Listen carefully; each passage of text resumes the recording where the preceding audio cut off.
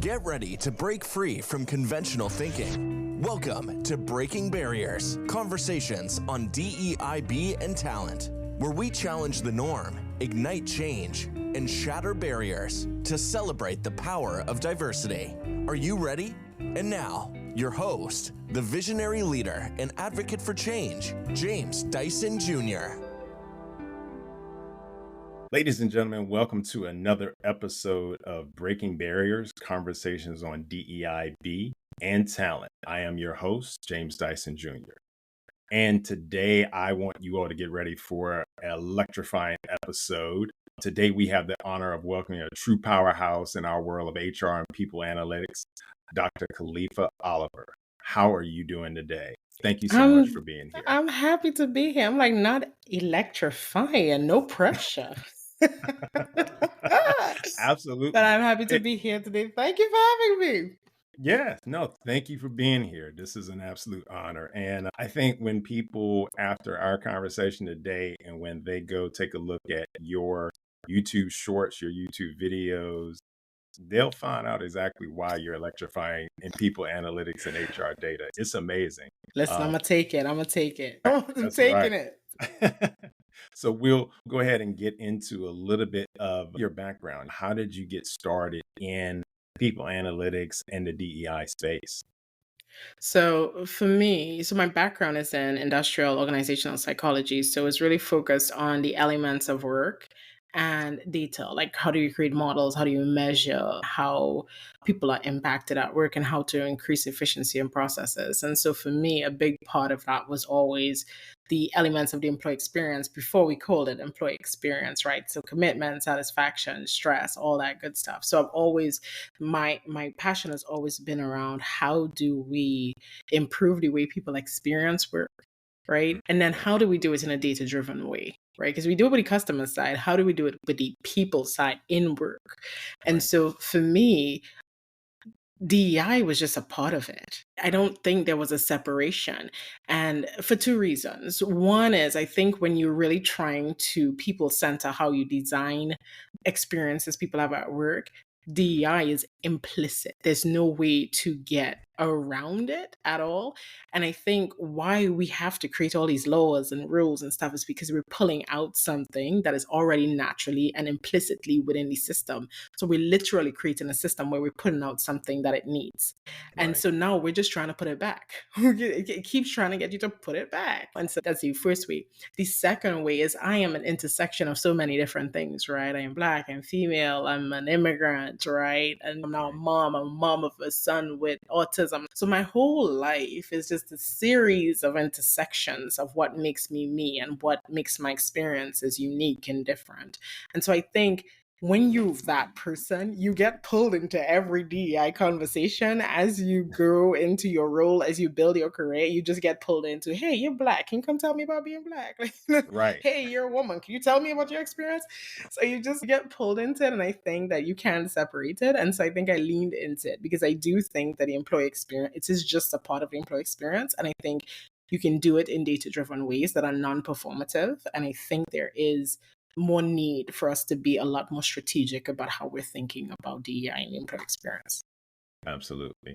And that's in one of the most interesting ways that I've seen, or when I watch some of your YouTube shorts, is being able to tell a story with data. Yeah. And how you're telling that story makes the difference, especially when you're talking to executives, especially when you're talking to people who are more, we'll say, in the bottom line focus. All of the stuff that's in between is great, and they like it if it helps them ultimately with their bottom line. So how do you tell that story to get them there? So what are some of the key things that you feel that are in your storytelling ability to get executives to listen and learn to that data and to that metrics? I think one of the first things that I advise anybody that I use is always know your audience. I think you need to tailor how you speak to that audience, right? This is probably like boiling it down to the lowest common denominator, but the way you would speak to an adult is not the same way you'll speak to a child, right? It doesn't make sense. And so you have to really think about the end of your story? What is the outcome that you're trying to get into? And I think too often when we design processes and policies and pipelines and programs, what we're doing is we don't think about the end and the beginning. And I know that Mhm. seems strange, but what does the CEO want to know? What is the CEO's interest? What's keeping the CEO up at night? Same thing with the Right. CFO. What's keeping the CFO up at night? So if I'm having a conversation about people and about data with a CFO, I'm having a different conversation that I'm having with the CEO, that I'm having with the CHRO, right? That I'm having with the head of data. I'm just having very different conversations, but I'm seeing the same things. So I think that's the biggest thing. I think too often we go in and we just say the same things. And, it's folks like me, we get really caught up in our nerdiness and we go in and we talk about data and we Right. say things like, this is the percent of people with this sentiment. And they're like, okay, so what does that mean to me? So the finance Right. person need to tie it to their bottom line. For the CEO, they want to know more about it from an operational standpoint. What does that mean? What does that mean for the stakeholders? What do I tell the board? When I'm talking to the CHRO is constantly being yelled at by every person in the organization. So they want to know, like, how do I communicate this very differently? Marketing wants to Right. know how to put it out there. And so I think that's what you have to do. The first thing with data storytelling is really knowing your audience. And Mm. so when you tell a story really well, especially a story with data, what's supposed to happen is that your voice remains in the room when you're not there. That is the key Mm. to really effective storytelling with the data. One of my biggest things I tell everybody is think of any childhood story. Right. So let's think of Three Little Pigs, right? When you are retelling that story to your child, to your niece, to your nephew, to some child, you're telling it like the voice in your head that first that you Yeah. first heard it from, That's right? right. Yeah. That's how you're telling that story, whether you saw it on TV, whether it was your parent, whether it was your grandparent. That's how you're telling it because that voice remains in your head. And you may have heard that story from different people, but there is that one thing, that one person that said that story, Right. right? Yeah. That that's how you tell it. And that's what good data storytelling is, right? Yeah. That's what makes it effective. The other thing with good data storytelling, and I know this shouldn't be something I have to say, but I must say it anyway. The data needs to speak for itself, right? That's So right. often when you go in, and this is big in DEI, and all the DEI practitioners who listen to this, you know exactly what I'm about to say. A lot of times you have leaders who want you to craft the data into the story. That's That's right. not how data works, That's right? right. That's the data has to be the data and it has to be authentically speaking and creating the story. Data must drive the story. If you get into a situation where you're constantly feeling that you have to back the data into the story in order to make these leaders happy or be able to get something approved. It is not sustainable. It won't work. You can't justify it over a long time. It's not replicable. It's not valid, and you need a new job. Right. I'm just telling you right now, you need a new job because Yeah. there's no way you're going to be able to keep doing that. Okay, it's called a Absolutely. lie. That's what that's called. It's called a lie. That's right. Now, because what a lot of times people want to have a narrative that they already have, and it's let's find the data and the metrics to support this narrative. Right. And then we go from there. And I think that's like you're saying, that's a lot of organizations or corporations right now. That's how they function. And that's how as you said, like DEI practitioners get themselves in trouble is that they are finding the metrics to meet the narrative that's already That's in already place, there. that's already Exactly. there. And it's you're not being true to the data for what it's showing and Exactly. let the data create the narrative and then you solve the problem and the Yeah, and then solutions you from figure it there. out after And you that, figure it out right? from You there. figure it out Yeah. after. That's how data becomes your friend. That's how data helps you. But here we go Right. with because this is why we're here. We're getting a bunch of we for some years we got data to tell us what we thought we wanted to say, but here we are. Mass Right. layoffs, issues with inflation, jobs all over the place, job descriptions in a mess, some serious inequity. Where do you think that came from? Backing data into a story. It doesn't Right. work. It doesn't Yeah. work. Yeah, that's a good segue into kind of what we were talking about a lot of times about the transactional nature of a lot of companies. Can you share some of your insights on transactional natures of some companies during layoffs, and how does that approach impact employee morale Right. and I'll put it in air quotes loyalty, because we'll talk a little bit We'll more talk about about that. Right. loyalty and how We'll I talk got about strong feelings on the yeah, use of I loyalty. understand that. I completely understand that. So I think, and again, this is my biggest soapbox that I go on, that we've gotten to a point where we're constantly treating people as numbers, and we've got to get past that point, right? When I use data, it is my responsibility, and it's a responsibility I take very seriously, that I recognize that every person, every employee is represented by a data point, right? So every data point is a human being, and it's a network of people, and it has much bigger impacts than me making that decision, right? If I'm in finance and I'm counting dollars, it doesn't hurt the dollar if I miscount. Now, my boss might be mad at me, but it doesn't Right. hurt the dollar. We can try to trace the dollar. We could try to audit the dollar. We could try to find it back. You might sue me. I might have to pay it back, but the dollar itself isn't hurt. Right. That's not how that works. But when I make a mistake with employee data, when I make a mistake, when that data leads to a bad decision on a process, on a program, on a hiring, on a layoff, on a firing, on somebody's performance metric, on their comp, when I make that decision and I use that data to do that, and I don't think about the person, I don't think about context of that data, I am creating a situation that could create lawsuits, that create pain, that could create hurt, that could destroy a family, that could destroy a person, that could destroy a network. That is not something that should be taken lightly. We don't take it lightly on the customer side. We're Right. very careful to personalize on the customer side, to customize on the customer side. But on the employee side, we don't see it because we don't see employees as customers of our business, right? But Right. every business has an additional product. Every single business has an additional product, and that's the employee experience, right? Yeah. Which is Yeah. including DA. That is the product that you sell them to recruit them. Recruitment is a form of sales. And so that is the product that you're selling them. They're buying into that product that you're selling them. They're buying into it.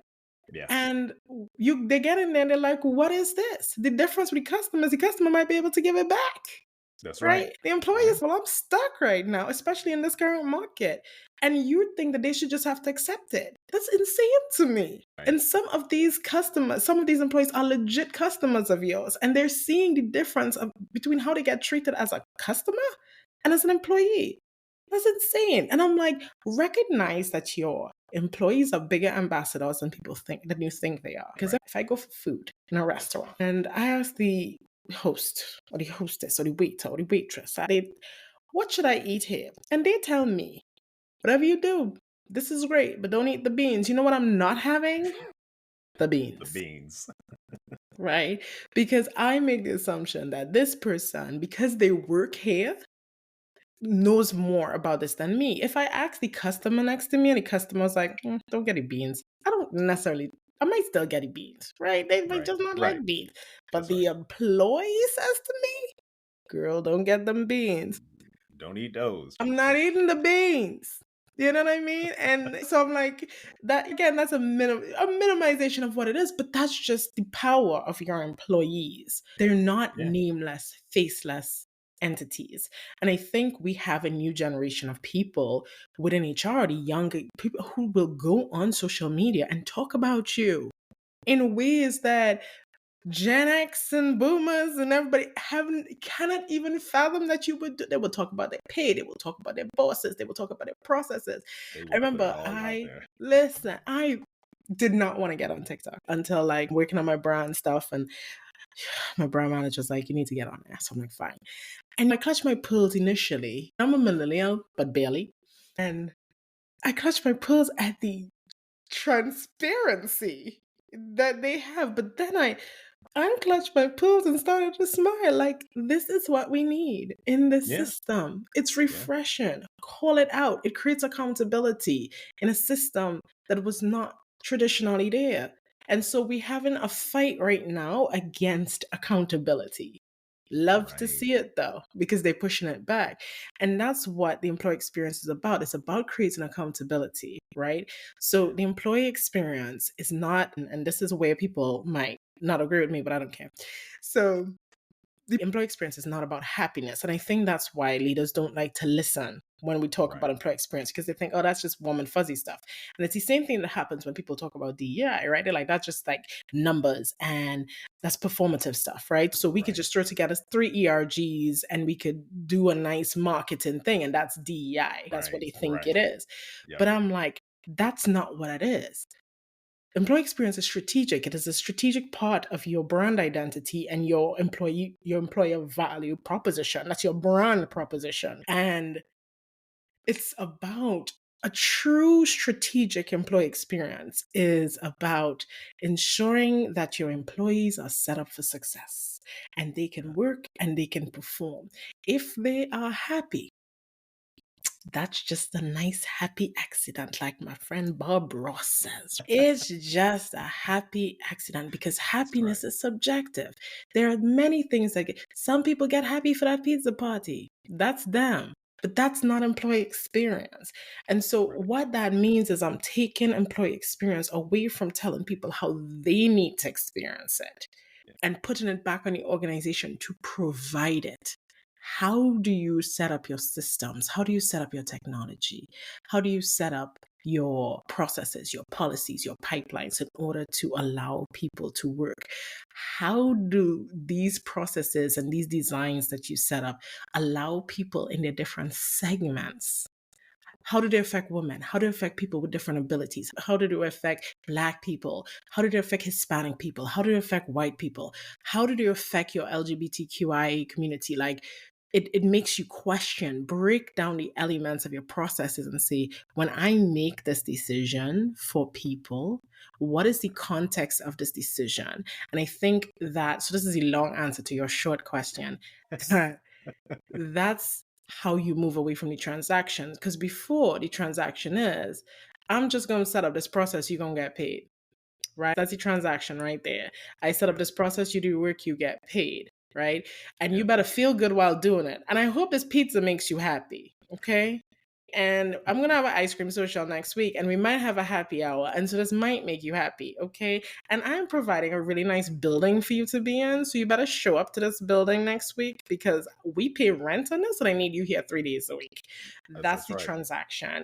And so it's the idea that you see people as numbers and not as people. And I think we have got Yeah. to get away from it. And the younger generations are like, nah, we are about experiences now. And you could call us That's right. spoiled if you want to, but we are your workforce now. That's right. And that's the big thing. And my next question was going to be, how can organizations really strike that balance between ensuring financial viability and demonstrating genuine care for their workforce during times of restructuring or Right. downsizing? Right. Because it does, in business, it does happen. Right. You get to a point where either the business is not as strong as it was a year or 3 years ago. And in order to maintain the viability of the business, you have to make cuts. And Decisions. yeah, Yeah. you have to make decisions. And sometimes those cuts comes in the form of people who are working in roles or Right. areas that may go. And so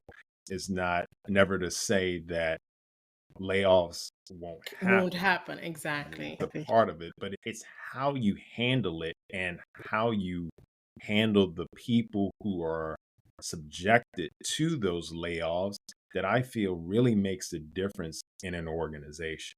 And I've been through several different layoffs, and I've seen organizations handle it great, and I've seen organizations handle it really, really Oh, bad.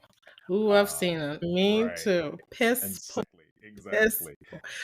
So how can organizations really strike that balance? I think, first of all, stop telling everybody they're your family. Okay. Let's start there. Okay. We're not family. Because when times get hard in the family, I don't drop my daughter off at the fire station. That's Okay. right. I don't tell her that we no longer have any more money. I got laid off from my job. We don't have enough income anymore. So one of y'all got to go. I'm sorry. That's it. We're Yeah. not family. It's business is a transactional relationship, and we need to do that. Stop trying to go for the warm and fuzzies, because it's funny that y'all going for the warm and fuzzies, and then y'all like, we don't want to invest in warm and fuzzies. Make a decision. What do y'all want to do? What do y'all want to Right. do? Okay. Exactly. So that's the first thing. The second thing is stop asking people for loyalty. Okay. Just because I'm loyal don't mean that I can perform really well at the job. Just because I'm loyal doesn't mean I'm productive. There are some loyal people I've worked for. They love the company. They're always in the company clothes. When I used to go to the office all the time, they have a coffee cup in their hand. We all know these people. They have a coffee cup in their hand. It's an open environment. They are the most loyal person. They have gone to every event. They do the birthdays, the happy hours. They will just root for everybody. Rah, rah, rah, rah, rah. They will organize every meeting. Coffee cup, go from table to table, just harass folk who's just trying to work. Just always in somebody's business, right? Like, how was your weekend? Can you sit down, Judy? You know what I mean? I got work to do. They're your most loyal, but they're not your most productive. In fact, they can go. When you laying off people, Judy can go. Judy don't do nothing because she's loyal. So let's stop asking for loyalty. Let's not pretend, because loyalty has to work two ways, right? Yeah. You know what I mean? And it doesn't work two ways, and it's okay. It's a transactional work is a transactional relationship, and I think we need to be okay with saying that. It is transactional. And it's not, and work has changed from the way it used to be, where people stayed in the same company for a long time, and it was in a small organization, in a small town, or in a specific city where generations of people worked there. Now, it's that way for many people. Like, for example, in coal mining, it's that way for many people still. But now there's more transitions and transportation across companies. People are moving, people are changing jobs. Technology is burgeoning so fast that sometimes the only way to increase your salary is to move from company to company. Like in my role, IO psychology, I am doing a lot of stuff where I need to fix things. And a lot of organizations are like, it's fixed. Thanks. And so I have to move to another company. That's just the way it is, because I am in a space that I have grown to learn is a very reactive space. And so that's how that works. And so we're in that, we need to be in that truth telling, right? Like, I think the facade has dropped, and the facade dropped really quickly during COVID. And that's why I'm like, COVID done call folks out. COVID done revealed people in their underpants, like, oh no, we can't do this disability accommodation. You can't, huh? Oh no, people can't be productive from home. Your numbers aren't showing that, though. We were pretty productive. That's what it looks like. You did pretty well during You COVID. did good. You did good. In there. Yeah, I'm like, it's showing stuff, right? It oh, we don't need people. We replace everybody with AI. It didn't feel that way during COVID, though. It felt like you needed some people. It felt like you needed a few people because technology was still there. I keep telling people AI is not so new that if you couldn't replace people with AI, you wouldn't have done it during. Wouldn't that have been the best time to do it? Okay, feels like you still need some people. And I think we need to stop with that lie, that facade. It's gone, it's dropped. And we were learning that work itself can evolve, and work itself has changed. And we need to be more intentional about what we're trying to do and what we're trying to say and how we're trying to design work. We just need to recognize that is where we are. And I think leaders also have to learn to lean into what's happening, because the change is happening, and it's very difficult for people to go back into the lie, right? You can't ask everybody, let's go back into the lie now. Let's go back into the story. That worked for long enough. You won for this long. So now let's adjust to where we are. I think that's where we have to, as leaders, we have to be like, look, okay, fine. What's the next step, right? You're not going to be able to change the current generations. You're not going to be able to change the millennials and the Gen Zs who are now like, listen, the world is messed up right now, and it's not our fault, and we can't afford anything, and we're not going to stand for some of the stuff that the previous generation stand for. We have new technology. We have new information. We're going to use it. There is nothing you can do about it. And so I think this generational war that's happening is so unnecessary, because one side has to realize they are decreasing. You can, So maybe we just start to come to the table and start talking about it in a more progressive way. Yeah. One of the books that we had mentioned is called The Alliance by Reid Hoffman, one of the creators of LinkedIn. And in there, he talks about where the exact same thing. Employees are not family. to your extent. You're not losing your job and going home and saying, "Hey, grandma, sorry. You're gonna have to we're gonna have to drop you off at the bus stop because Right. we don't We're need you. done. We're Sorry. done. Our There's no more relationship is money for now that." over. That's it. That doesn't happen. And so what he says is for employees and companies to start looking at it like the US military. When you go into the military, you get a 4-year contract. And they say for 4 years, you're going to perform these services or you're going to perform at this level, at this pay, doing these things. Right. After 4 years, you can basically re-up, you can reevaluate it, you can say thank you, but no thank you. The other side can say thank you, but no thank you. But it comes to an evaluation, and both sides look at it and they say, is this been a good thing for both of us? And if it Exactly. is, then we can re-up we can do another 2 years. And at 2 years, we're going to do a little bit more. So I need a little bit more pay because you're Right. asking more of me. Right. And I get paid, military on the GS level based on your rank and kind of what you're doing from that aspect. But I think companies have gotten used to for many years the notion of you have to do more as an employee in order for us to give you what you deserve Exactly. in that aspect. There's always been the bonuses talk and I agree with this. If you shouldn't necessarily get a bonus for just doing your Just job. doing your job. That's your pay. You get your job for your pay. Except if But you're an executive, but neither here nor there. But go ahead. right now, I'll circle back to that. Now that needs to become on both sides. You can't do, if a CEO's role is to take the company this year into 30% profit more than what it was last year, and they're paying that salary. That's the salary that they're getting for that. If they accomplish that goal, there's no bonus. There should be. That was the task. That That's was what the whole job. that It was was the the whole whole. job. Now, if they get 40, if they get 50, okay. You can get more for what you've done from that aspect. But I heard somebody on another podcast or another show, and they were talking about how interns has perpetuated the continued system that we have in America of this almost like a classism aspect, because the concept of free interns only works if the family of the individual has enough to support them in said city and said area from that aspect, because you're basically asking a person to do some type of work for an organization for no pay, for experience, which is great. But experience can't pay the water bill, can't buy you food, can't turn the lights on. Experience can't do all that. So you have to have some type of a crutch or some type of support in the background that's taking care of those things while you get that experience. Right. And so this creates a natural divide between individuals, because some individuals, no matter how talented they are, just don't have that support system behind them to be able to take that on. So Exactly. they can't do those internships. They can't do that. Exactly. And then they get chastised, or they get that part that's a ding on them, because later on they say, oh, you don't have that much experience. That's much. It's insane. And this is one thing I liked about COVID. It's called the flattening of the playing field. That is what occurred. And with COVID, again, we'll talk about whether or not companies actually care about people.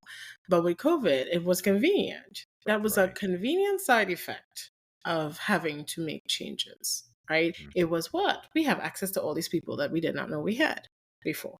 And so I think, to your point, internships, and this was something it took me a while to see, right? And so that's some of my own privilege, right? Yeah. That you are asking people to make this huge change for cheap. If at all you pay for cheap in 2020 something. You're asking them to do that. And in many cases, the coveted internships are in expensive cities. They're in New York. they're in California, where you want these people to live in a box with random roommates because that always goes well, and Right. just to work for you for next to nothing. And because you want them to have that experience. And what it does, it creates an inequity. It's a natural inequity. And I'm seeing that same time because now interns are getting paid a little something. I'm seeing some of that inequity returning into the system with companies asking people to relocate without paying for relocation. So Yes. now you are now going to once again be creating a natural inequity in the system because really you're only hiring people who can afford to do that and who have a landing space and who have a cushion to help them do that. And now, and I'm like the fighter back against diversity, equity, and inclusion in organizations. There's a subtlety to it that it's not the most obvious thing that people see. It's not the sudden movement of the DEI leaders. It's not just that suddenly they're slashing and burning DEI programs. They're also reverting other things. And one of them is the decrease in relocation while at the same time decreasing comp. Because now Yeah. you're asking me, like I'm in the Hunger Games, I have to pledge my fealty to you before I even step foot there. And you want to say, go out on faith, be ambition. Listen, faith is cool, but I gotta pay to live in San Francisco, right? I gotta pay Right. first month's, last month's. We're not Uh, talking about that. But when I first moved to South Carolina, it was like what, 450, and I was like 450. Now I'm looking at the cost of, I'm like 2,000, right? To yes. stay in the same kind of apartment that I stayed in college. And you're asking people to make massive sacrifices, and then when they get in, you're like, you might be able to get a 3% increase. And don't you think about asking me for a raise? Because Right. now everybody has this threat of layoffs over their Right. heads. Yeah. And it's especially worse for people who are in historically marginalized groups that is and underrepresented groups. There was a research by WorkHuman and I think it's Black Men in Tech, right? They did some research and found that a lot more people of color and people who are in historically marginalized and underrepresented groups, when they look at financial education and financial benefits. So when you're looking at financial education, financial wellness programs for work, they often are more communal, right? They're more collectivistic communities. And so often they're not just taking care of their immediate nuclear family, they're taking care of parents, they're taking care of community. Many people in these groups belong to the sandwich generation where they're taking care of their kids and they're taking care of their parents, right? Which is different for a lot of people in the majority group who are more focused on their family. And so financial education and financial wellness is very different. And so now you're asking me to relocate to another city to follow you and follow this job in this market, in this economy, in this instability, asking for my loyalty. And what you're doing is asking me to choose between my family and my responsibilities and you, when you're not even showing necessarily of loyalty to your own people. You had layoffs last week. You're asking me to move. I can't say, can you guarantee me that if I move there, that Right. you will not lay me off for at least a year? You can't guarantee that. And you're not even willing to put that in our contract. And there is no provision for me if in 3 months you decide that you no longer need my position anymore. Right? But you want me to move. And so there's this inequity in the market because all you're going to do is the people who have the privilege to do that, the ability to have that money put aside, the parents who can help them. People talk about take a mortgage out on a second mortgage out on your house. First of all, that's my house. Chill out. Second of all, you have the privilege of owning a house to Right. get a second mortgage from, Right. right? We have these conversations and we don't realize it. And honestly, James, these things happen from youth.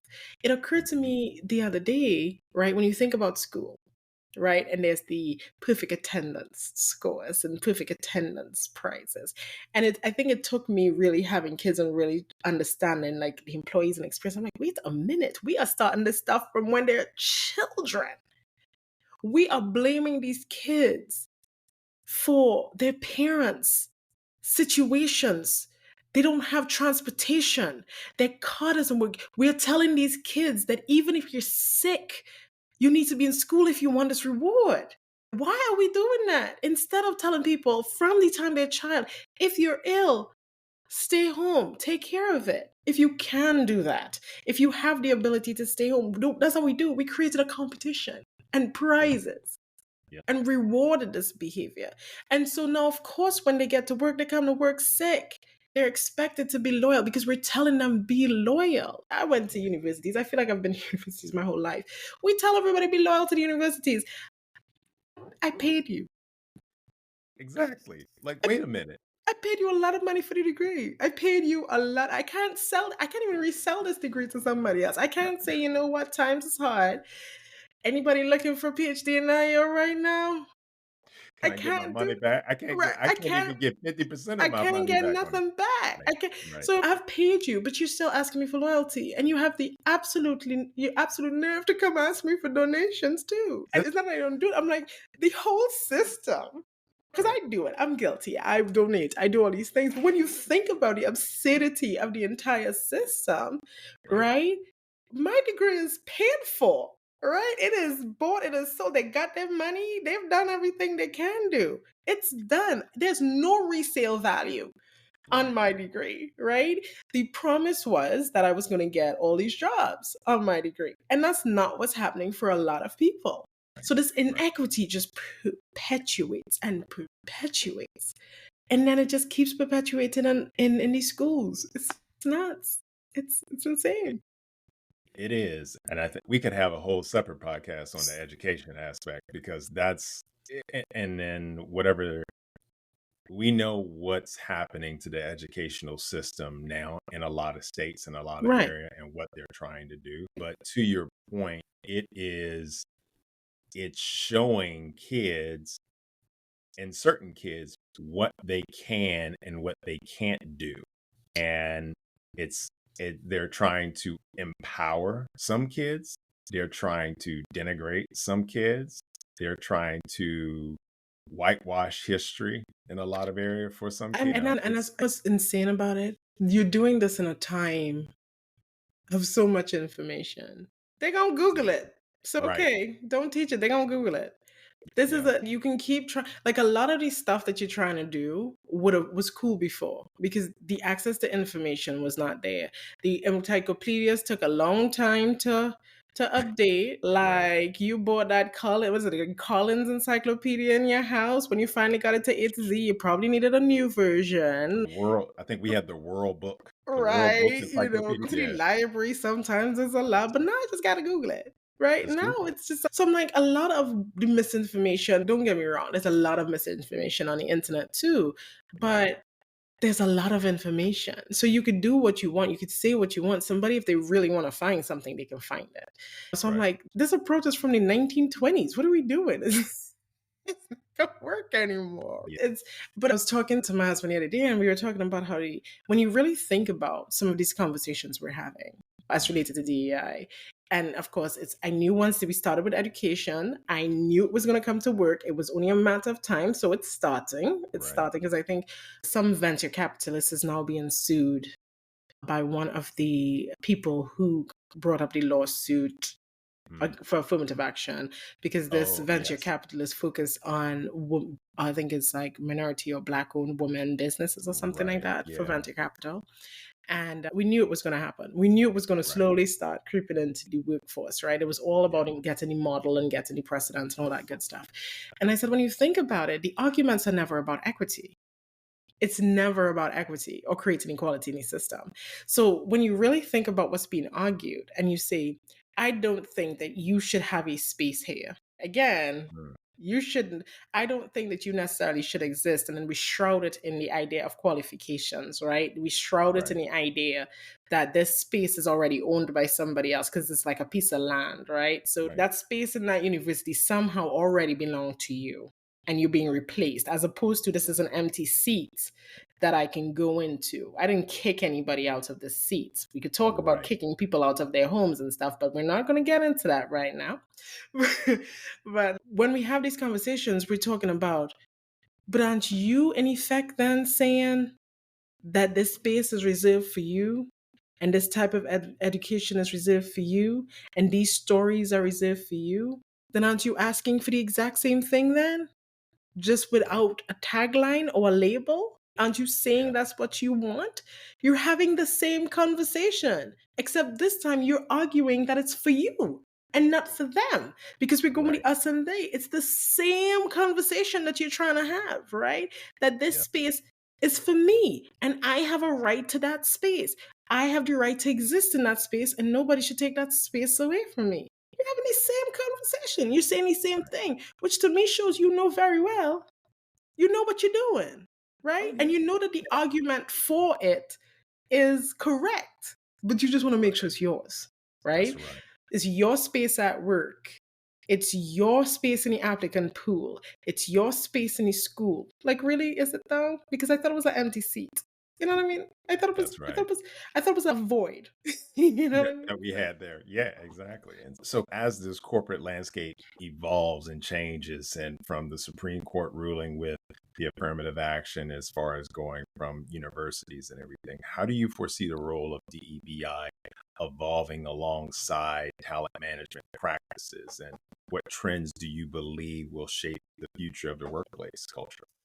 I think we have to start integrating DIB more closely with all the other processes and functions of HR. I think, again, we're pulling something out of something. We're pulling DIB out of HR and out of people functions. We're pulling it as a separate thing. And I understand why, right? It needs a spotlight, but they end up competing with each other. Yes. And I think that's one of the biggest issues. So it becomes this is my space, this is my space, Right. when it's all a part of one thing. And I think the biggest trend we need to go into is how do we integrate these things throughout every part of our process? And again, we ask ourselves a different question, right? So the question is not, how do I find this percentage of people for the candidate slates, right? We don't necessarily have to ask that question. We ask that question because I hate to say this, but because it's the easy question to ask. And Right. that's why in a lot of the conversations about diversity, everybody loves to talk about quotas because numbers just seem easy. If I put five Right. people here and I put two people here, it makes sense, right? You can math it. You can make that math for somebody, right? Yeah. But Yeah. if I tell you, okay, how do we get enough people in here that will transform the way we think about this work and how that can help us really be innovative with our product? I'm asking you the exact same question, right? How do we find people from different backgrounds and different sources and different ways of thinking that will help make us a better product? So then we're tying it to the outcome.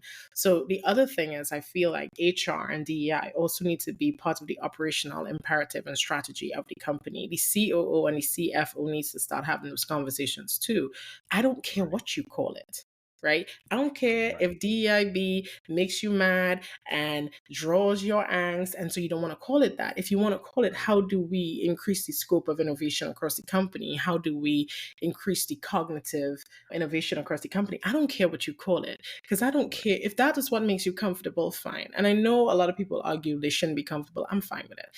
It's the same conversation. If I Right. could pull the distraction out of the conversation and have the exact same conversation, I will have it. And then later I will do my whole gotcha, it's the same conversation. That's fine. I don't care. Progress is what we need to make. And so I think right now we're talking about everything as separate conversations from each other. Yeah. And we need to do better. I think a lot of DEI professionals, I'm sorry, DEI professionals, we embrace the performative. A lot Yes. of DEI professionals, they embraced it. They were like, I see an opportunity, I'm gonna take it. You created more damage than good. You Yeah. leaned into the performance and you created more damage than good, because here's the thing, they don't need your performance anymore. That's the way that worked. That was finite, and that's the way that was. People are pushing back on what is making them uncomfortable. I'm all about lean into the discomfort, but you know what makes people comfortable? Money, especially decision makers. Money. That's right. Yeah. And if we can talk about the business outcomes and we could really talk about how these different elements of work can be improved, I think those are the way we have to have these conversations and stop the competition that we have. I also think, ERGs,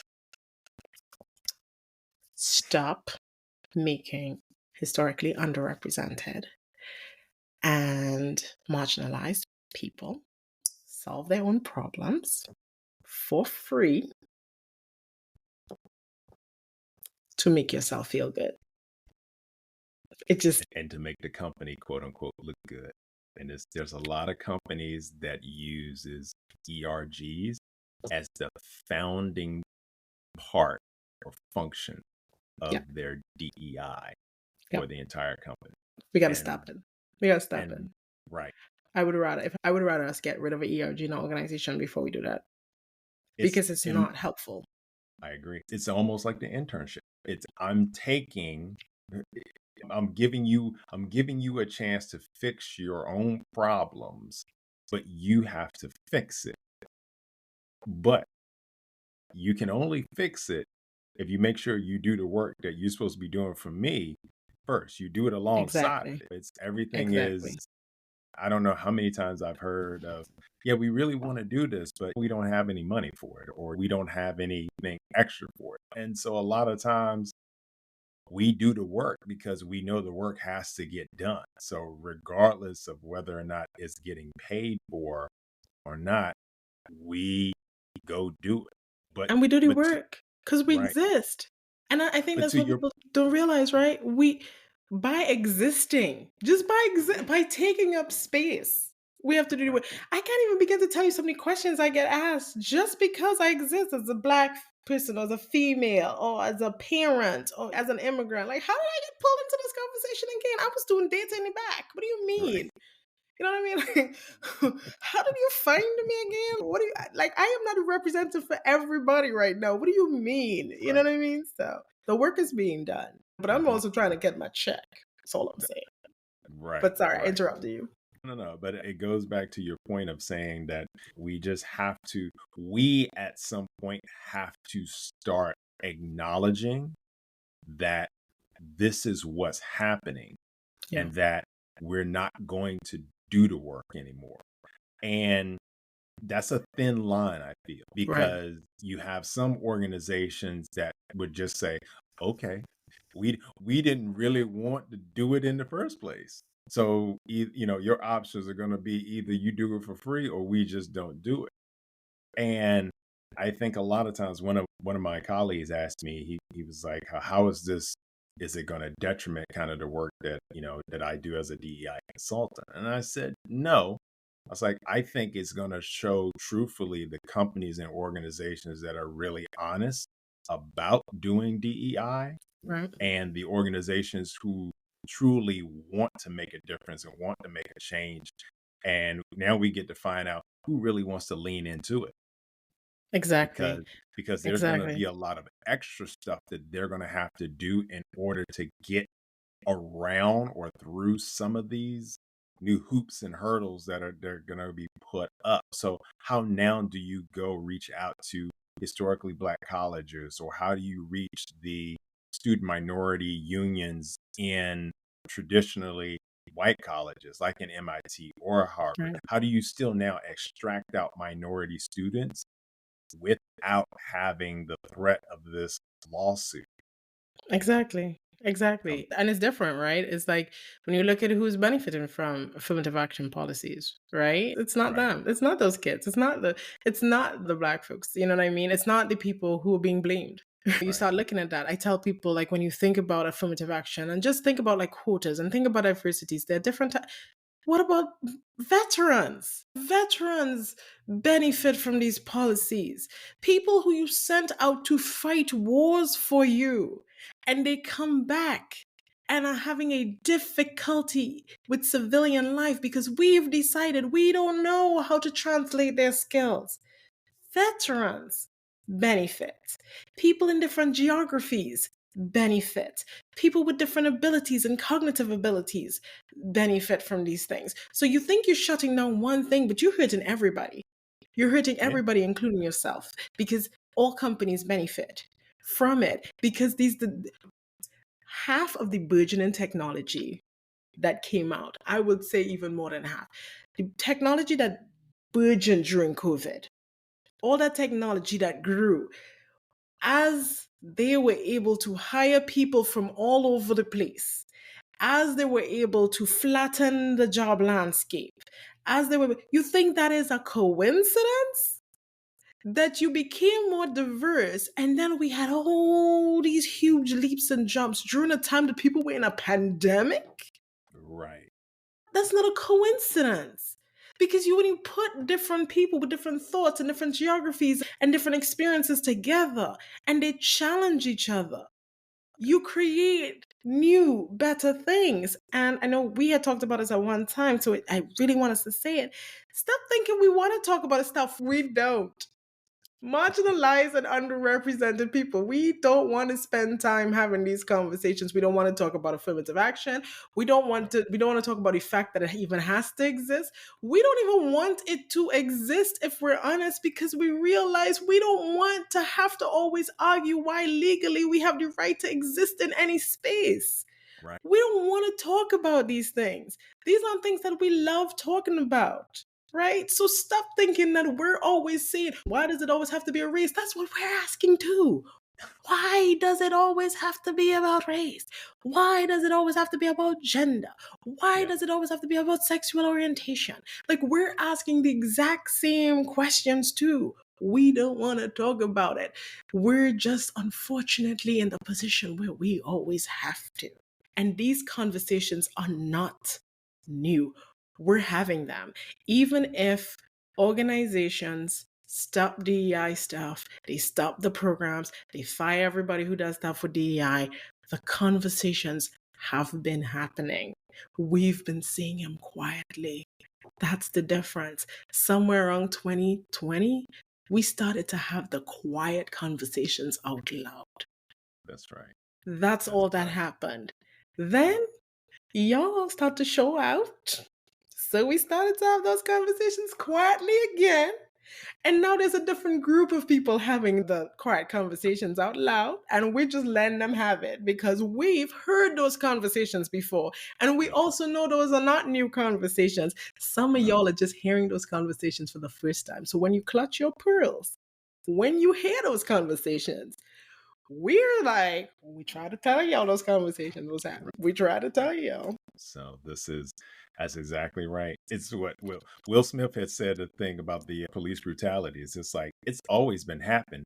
It's just now being recorded. And Exactly. seen. Exactly. And that's the same thing with a lot of these conversations. They've been going on. We've been Now- talking about it. Now they're just feeling that they can just talk about it. They can talk They just about saying it out loud. So we're like, just saying it out. Let's come on and talk about it. Come on. Get it go, off your chest. go ahead and say it. Say it with your whole chest right now, That's because right. everybody over there didn't hear you. We They heard didn't you hear you. like 12 years ago. The people over there didn't hear you before. Oh my goodness. Well, Kalifa, this has been absolutely amazing. I can't thank you enough for coming on, talking with myself and my listeners here. I know that they are going to just absolutely love this podcast. How can people find you, get in touch with you? What's the best way for them to follow you and to find you? Yeah, so if you're looking for me on LinkedIn, because that's where I am a lot, so it's Kalifa Oliver on LinkedIn. But on all my platforms, I am at Dr. Kalifa O. And I'll send you that information. But I'm at Dr. Kalifa O on TikTok, on Mastodon, on Threads, on whatever's out there. That's how you find me. Instagram, that's where I am. So I'm having fun on TikTok these days and on YouTube for me That's to find me. perfect. And I'll have all of the information attached to the podcast, and so it'll be on the thread there as well too. Dr. Oliver, it has been an absolute pleasure. Thank you so much for coming on. Thank you for having me. It's been fun. Absolutely. And thank you all for listening. This has been another episode of Breaking Barriers, conversation on DEIB and talent. Stay tuned. We'll be back for another episode next time and find out who my guest will be on that one. Until then, take care, everybody. Have a great day. Thank you for listening and joining us on Breaking Barriers, conversations on DEIB and talent. Stay tuned for more episodes as we continue to challenge norms, amplify diverse voices, and celebrate the power of inclusion. Together, let's shape a world where everyone's talents are recognized and celebrated. If you enjoyed this episode, please consider liking, subscribing, and leaving a review. Your support helps us reach more listeners and continues to bring you thought-provoking content.